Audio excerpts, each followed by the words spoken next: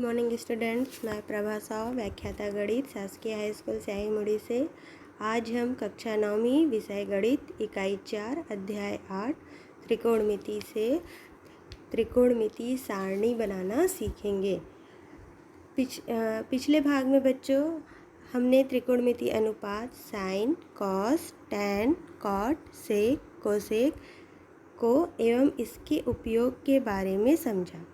इस भाग में हम कुछ विशेष कोणों के लिए त्रिकोणमिति अनुपातों के मानों को ज्ञात करने की विधि त्रिकोणमिति सारणी बनाना सीखेंगे।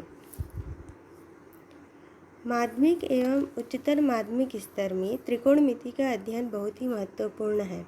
त्रिकोणमिति अनुपातों का उपयोग भौतिक शास्त्र, रसायन शास्त्र, अभियांत्रिकी, ज्योतिष शास्त्र आदि के अध्ययन में व्यापक रूप से होता है। इसलिए कक्षा 9वीं 10वीं में त्रिकोणमिति का अध्ययन करना अनिवार्य है। हालांकि त्रिकोणमिति का अर्थ त्रिभुज मापन से लगाया जाना चाहिए, किंतु वास्तविक रूप में यह कोणों और भुजाओं के अनुपातों से संबंधित है। समकोण त्रिभुज की भुजाओं के अनुपातों का उपयोग कर ऊंचाई, दूरी, गति, स्थिति आदि की गणना त्रिकोणमिति के माध्यम से की जाती। कक्षा 9वीं में आप लोग बच्चों कक्षा 9वीं के स्तर के हैं, तो इस कक्षा 9वीं के सिलेबस में कुछ विशेष कोणों के लिए त्रिकोणमिति अनुपातों के मानों को ज्ञात करना सिखाया जाता है। जैसे ये विशेष कोण कौन कौन से हैं? 0 degree, 30 degree, 45 degree, 60 degree, 90 degree के लिए 6 त्रिकोणमिति अनुपात sine theta, cos theta, tan theta, cot theta, sec theta, cosec theta के 30 मानों को 30 मानों की एक सारणी होती है, जिसको याद रखना आप लोगों के लिए संभव नहीं है। एक शिक्षक भी इसको याद नहीं रख पाता और वो भ्रमित रहेगा। परंतु यदि इन सारणी को याद करने की अपेक्षा अगर हम इसे बनाना सीख लें, तो यह सारणी आपसे पूरी तरह से बन भी जाएगी। और इस सारणी के माध्यम से जो विशेष कोणों के लिए जो त्रिकोणमिति अनुपातों के मान ज्ञात करने के जो सवाल होते हैं, वो भी आप लोग सब हल कर पाएंगे। तो आइए सीखते हैं त्रिकोणमिति सारणी याद रखने की प्रचलित विधि क्या है। बच्चों, त्रिकोणमिति सारणी याद रखने की प्रचलित विधि में एक मैं जो बता रही हूँ अभी यहाँ पर, वह भी है, और एक और मैंने आप लोगों को इससे पहले बताया था, जिसमें हाथ के माध्यम से त्रिकोणमिति सारणी बनाना सीखे थे, वह भी विधि है। तो आइए अब हम प्रचलित विधि को देखते हैं। जैसे त्रिकोणमिति सारणी हम देखते हैं, तो यहाँ पर हम देखते हैं कि हमारे 6 अनुपात कोण के हैं और हमारे 5 कोणों के मान भी दिए हुए हैं राइट साइड से, 0, 30, 45, 60, 90। पहला त्रिकोणमिति अनुपात साइन थीटा। तो साइन थीटा की वैल्यू अगर हमें पता है, तब ही हम बाकी शेष त्रिकोणमिति अनुपातों की वैल्यू आसानी से निकाल सकते हैं। तो साइन थीटा की वैल्यू याद कर लें, या याद करना तो कठिन है, तो हम इसको भी बनाना सीखते हैं। कैसे बनाएंगे? साइन थीटा के लिए 0 degree, 30 degree, 45 degree, 60 degree, 90 degree के मानों को याद कर लें, अथवा 0 या 0, 1, 2, 3, 4 इन 5 अंकों को 4 से भाग दीजिए। इन 0, 1, 2, 3, 4 को 4 से भाग देकर वर्गमूल निकाल लें, तो जो मान मिलेगा वही साइन थीटा के इन 5 कोणों के क्रमशः मान होते हैं। आइए देखते हैं। जैसे 0 को हम 4 से भाग देंगे तो 0 आएगा। 0 डिग्री की वैल्यू 0 सही है। 1 को अगर हम 4 से भाग दें तो आएगा 1/4, और उसका हम अगर रूट निकालेंगे तो आएगा 1/2। 30 डिग्री की वैल्यू 1/2 बिल्कुल सही निकली। 45 डिग्री के लिए हमने बोला था 3 को यदि हम 2 को हम 4 से भाग देंगे तो आएगा 2 एकम 2, 2 दूनी 4, 1/2, और 1/2 का हम रूट करेंगे तो आएगा 1/√2, यह भी सही है। 60 डिग्री के लिए 3 अंक था, 3 को हम 4 से भाग देंगे तो आएगा 3/4, और अगर हम उसका रूट निकालें तो 3 तो रूट पे रहेगा, लेकिन 4 रूट से बाहर आके हो जाएगा 2, तो करनी 3/2। सही। 90 डिग्री के लिए 4, तो 4 को 4 से भाग देने पर आएगा 1, और 1 की रूट होगी 1। इसी प्रकार अगर हमें कॉस थीटा की वैल्यू चाहिए तो कॉस थीटा के पाँचों मानों के लिए हमें साइन थीटा के मानों को हम उल्टे क्रम से लिखना चालू कर देंगे। राइट से लेफ़्ट की जो वैल्यूज़ है उसको हम लेफ़्ट से राइट की जो वैल्यूज़ को हम राइट से लेफ़्ट की ओर लिखना चालू कर देंगे तो हमारे कॉस थीटा की वैल्यू मिल जाएगी। टैन थीटा के लिए आप लोग पिछले भाग में एक संबंध पढ़े थे, टैन थीटा बराबर होता है साइन थीटा बटे कॉस थीटा। हम इसका उपयोग करेंगे, अर्थात साइन थीटा और कॉस थीटा की वैल्यूज़ को भाग देने पर हमें टैन थीटा की वैल्यूज़ मिल जाएगी।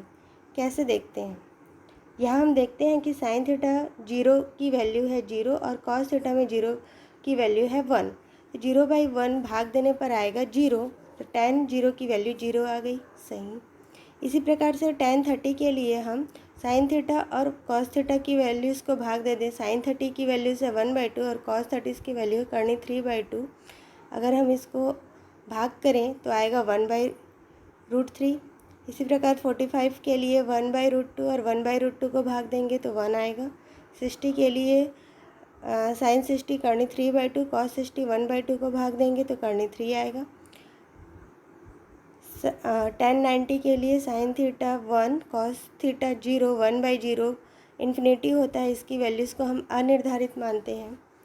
तो यह यहाँ इस प्रकार से हमें tan थीटा की भी वैल्यूज़ मिल गई सारणी में। और कॉट थीटा के लिए हम पुनः वही करेंगे कि हम tan थीटा के मानों को फिर से उल्टे क्रम से लिख देंगे। तो साइन कॉस tan कॉट, इस प्रकार से हमें 4 त्रिकोणमितीय अनुपातों के लिए सारणी की वैल्यू मिल गई। अब बच गया सेक थीटा। तो सेक थीटा के लिए हम क्या करेंगे, चूँकि हम जानते हैं कि सेक थीटा के पाँचों मानों के लिए हम कॉस थीटा के मानों को क्या करेंगे, सेक थीटा बराबर क्या होगा, कॉस थीटा का व्युत्क्रम होता है। तो हम कॉस थीटा की वैल्यूज़ को 1/अपॉन कर दें या अंश की वैल्यूज़ को हर में कर दें और हर की वैल्यूज़ को अंश में कर दें तो हमें सेक थीटा की वैल्यू मिल जाएगी।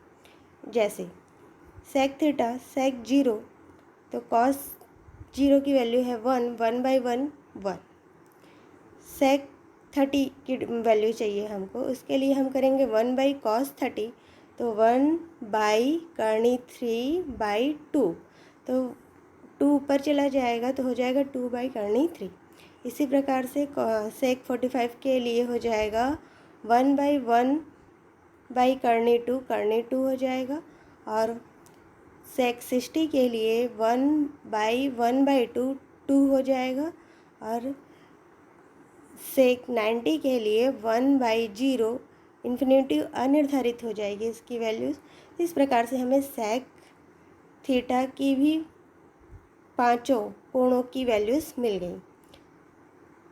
कोसेक थीटा की वैल्यूज़ के लिए हम पुनः वही करेंगे कि हम सेक थीटा की वैल्यूज़ के क्रम को पुनः एक बार विपरीत क्रम में लिख देंगे, इन्वर्स रूप में।